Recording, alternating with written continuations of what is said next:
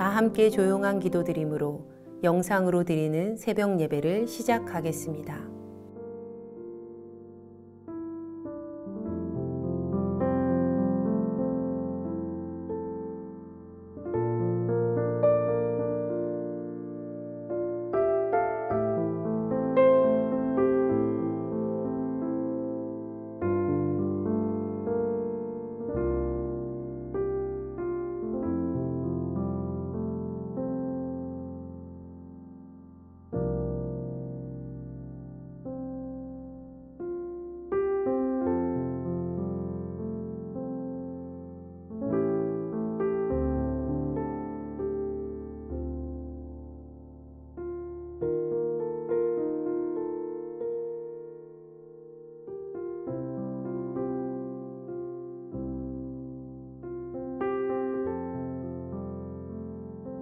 이제 주님 앞에 우리의 죄와 연약함을 고백하며 정결한 마음을 얻기 위해 기도합니다.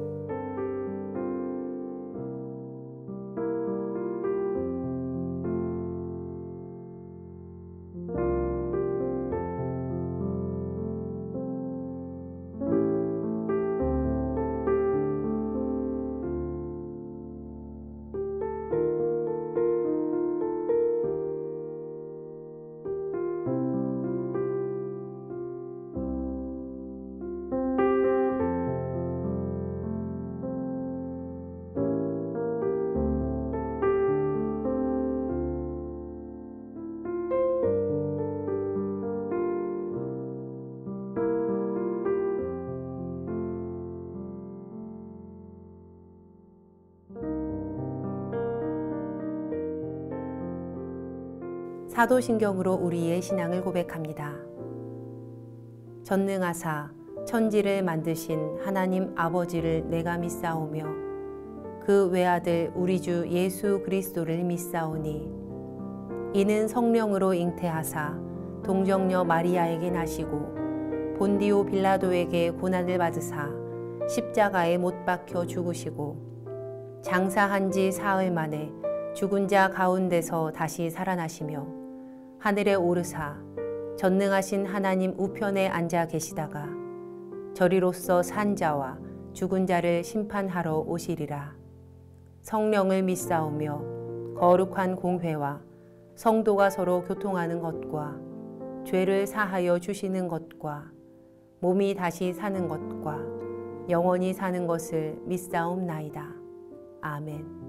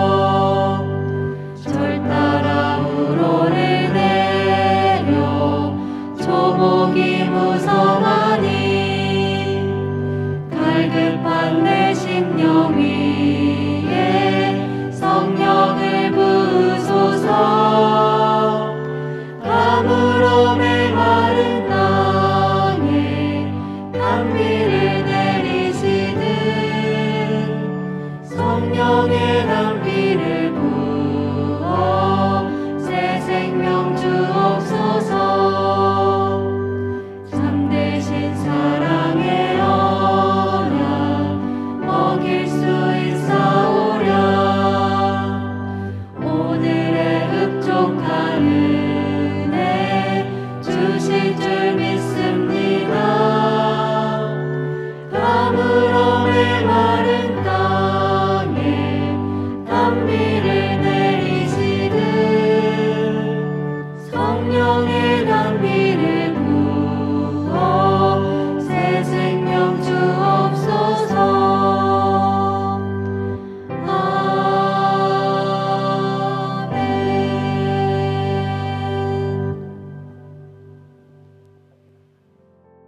우리 교회 중보 기도의 제목을 보며 기도하겠습니다. 먼저 우리나라와 사회를 위해 중보합니다.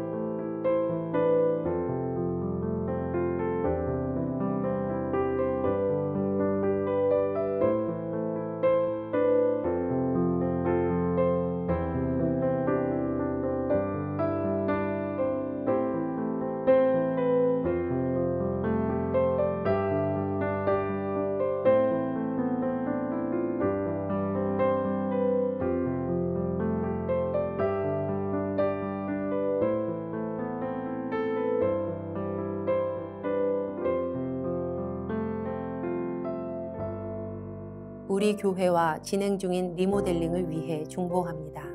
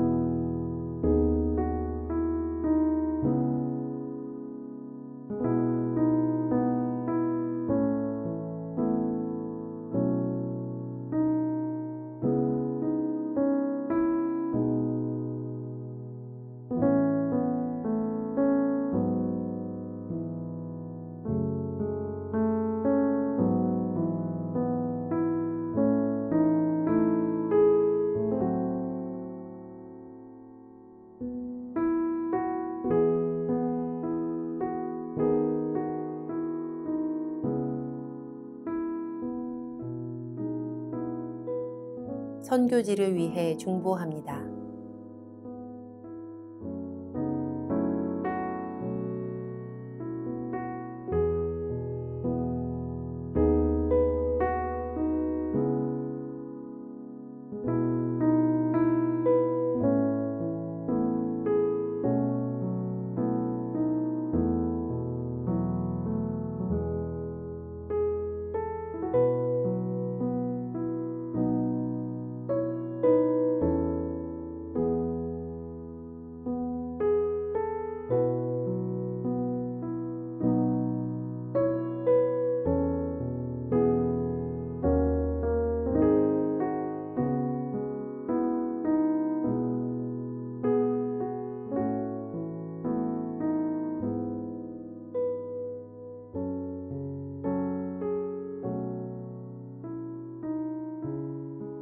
공동 기도문을 보며 한 목소리로 마무리 기도하겠습니다.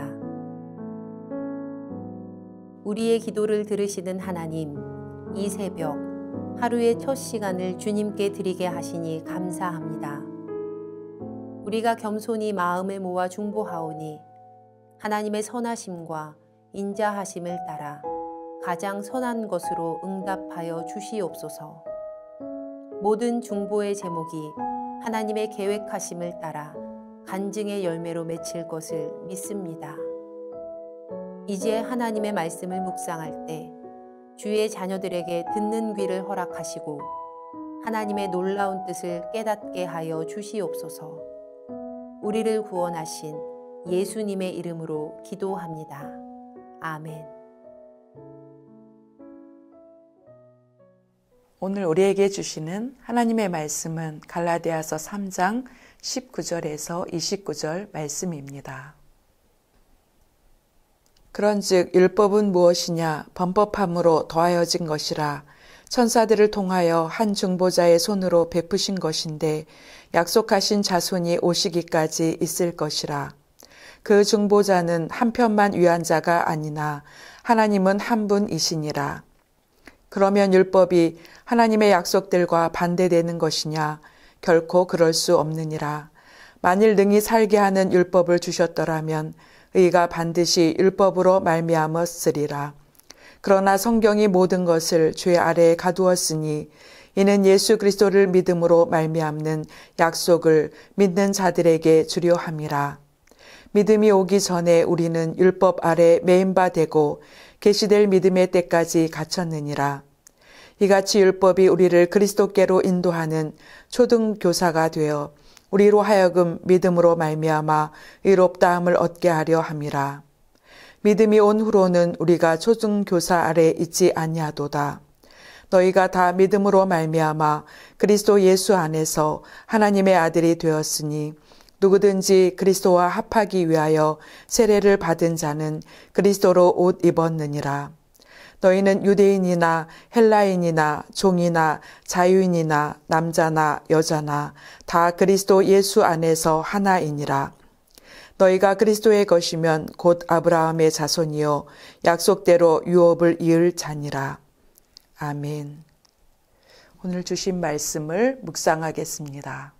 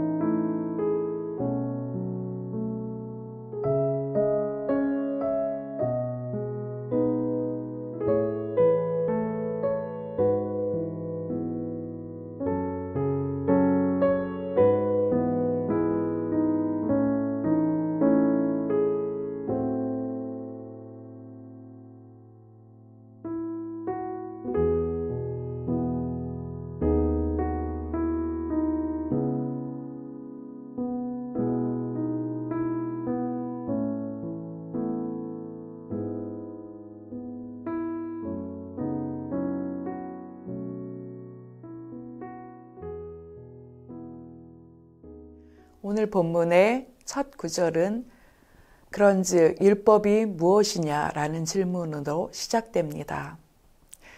이 의문은 율법이 전혀 무익한 것이 아니라는 뜻을 전제로 하는 질문입니다. 그 답을 이렇게 설명하고 있습니다. 율법은 범법함으로 더해진 것이라. 율법은 천사들을 통해서 중보자 모세의 손을 거쳐서 베풀어 주셨는데 이것은 약속의 자손 곧 그리스도께서 오실 때까지만 한시적으로 주어진 것임을 밝히고 있습니다. 그러면 율법은 하나님의 약속에 반하는 것인가 또 질문을 합니다.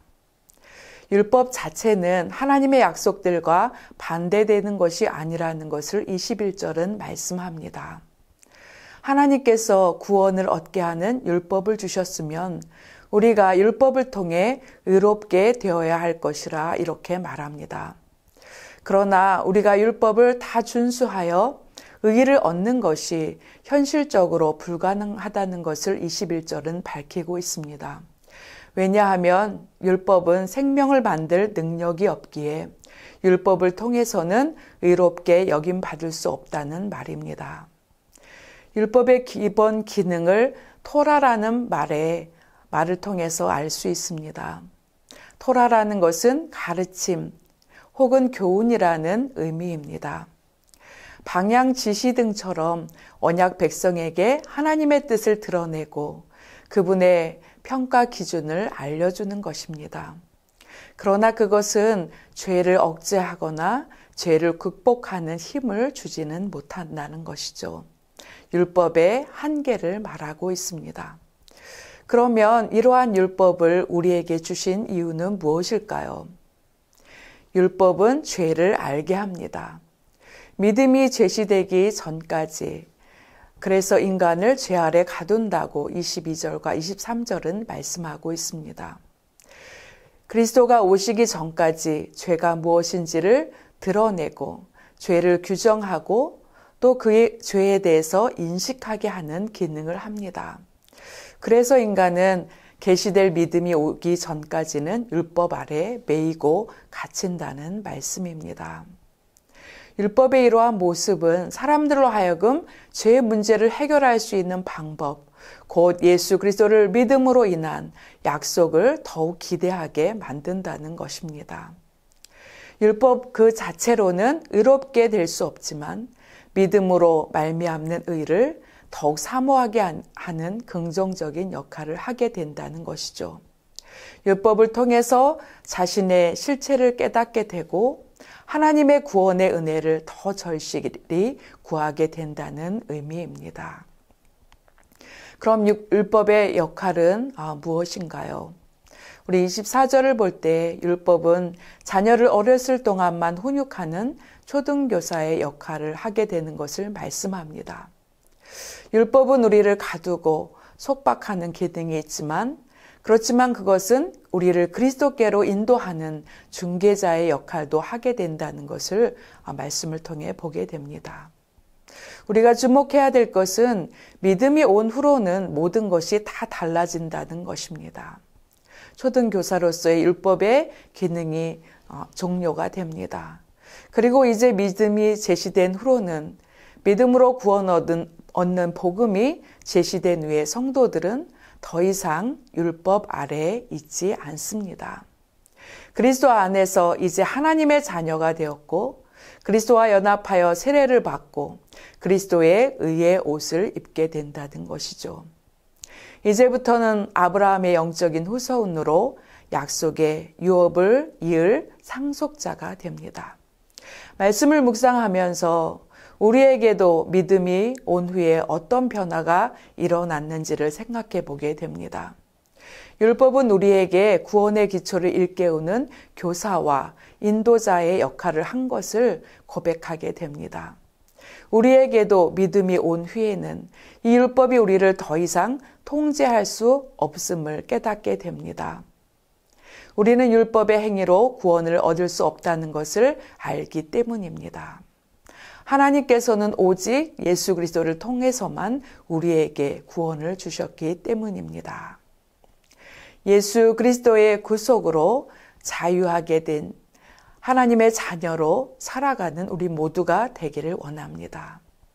오늘도 말씀을 묵상하며 그리스도 안에 있는 영생을 누리며 복된 하나님의 자녀로 살아가는 귀한 날 되시기를 주님의 이름으로 축복합니다. 기도하겠습니다. 하나님 아버지 감사합니다. 율법의 행위에 의지하지 않고 예수 그리스도 안에 있는 믿음으로 살아가게 하옵소서.